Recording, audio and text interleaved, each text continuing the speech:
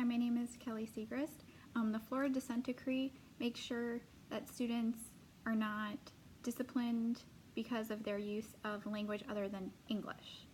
I'm answering Kimberly's question, which was, how do you try to get students to communicate English during a field trip? I think the easiest way to do that is to partner them up with a buddy that might speak their language and be bilingual and can talk to them or with them and help them understand what's going on in the field trip.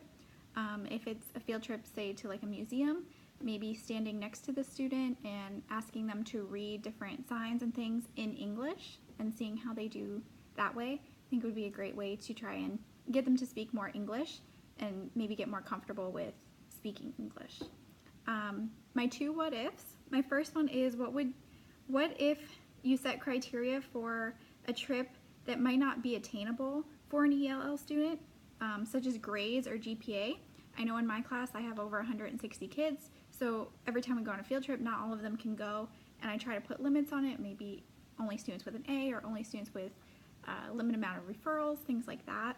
How do you make sure that your ELL students do not get put behind because of their grades, because they might not be the A students in the class due to their limited English language proficiency.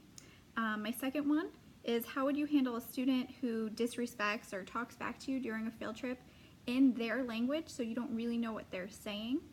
I think it's a different level when you're actually in the field trip, because you can't just send them to discipline or write a referral right then and there. So how would you handle them talking to you in a different language disrespectfully while you're out in the field on a field trip?